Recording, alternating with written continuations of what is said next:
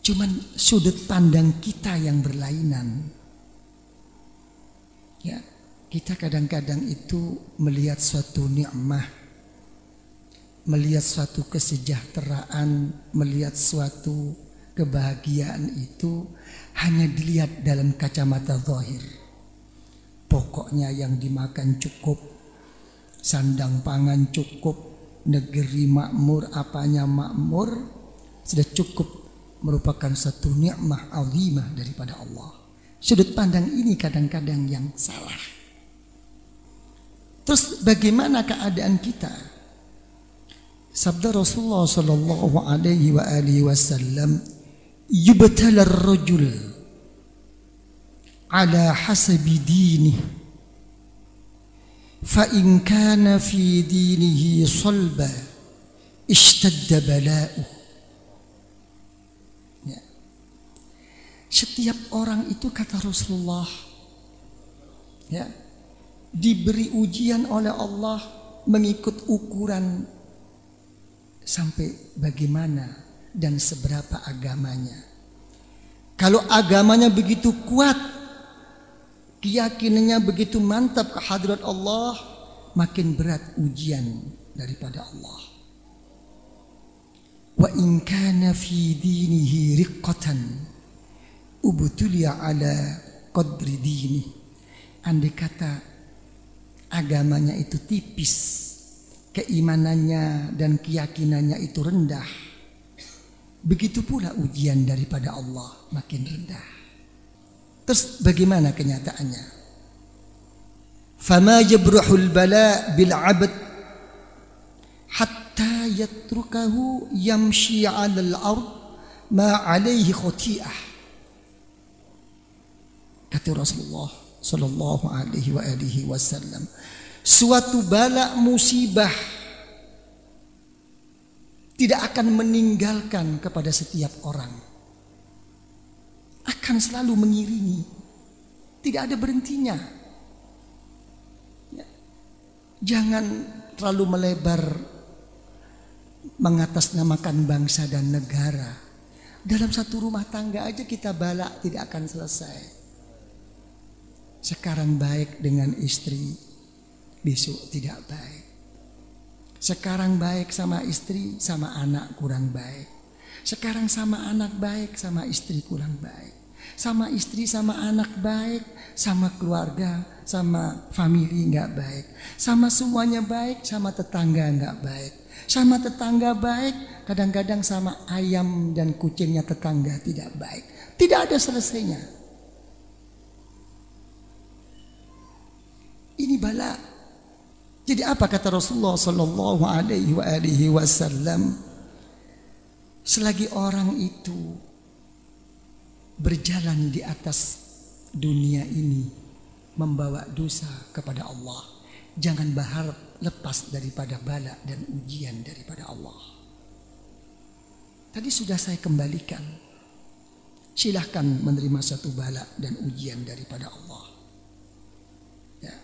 Tapi jangan sampai kita ini merupakan suatu sabab, merupakan suatu gara-gara timbulnya bala, timbulnya fitnah, timbulnya kegoncangan macam-macam ini datang dari diri kita. Hati-hati. Ini mestinya yang lebih berat peringatan untuk pemimpin. Coba kalau sudah begini, siapa yang ingin jadi pemimpin? Ini permasalahannya. Dalam masalah bala,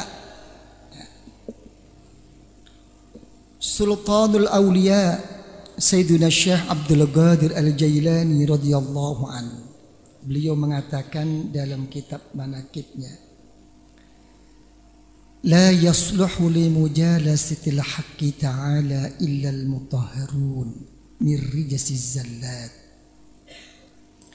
Ya, sealim-alim seseorang, sebanyak ibadah seseorang, ya, dan sebanyak bagaimanapun orang itu berzikir kepada Allah, dia masih belum patut, masih belum pantas untuk duduk berdampingan di sisi Allah. Silahkan kita menyintai Allah. Silahkan kita makin mendekat kepada Allah. Tapi tentukah kita akan didekati oleh Allah? Tapi tentukah kita akan dicintai oleh Allah? Belum tentu. Kecuali orang-orang yang suci dari segala dosa, kata Kanjeng Syekh. Begitu pula kata beliau, wala yuftahu illa liman khala anid da'awi wal hawasat. Siapapun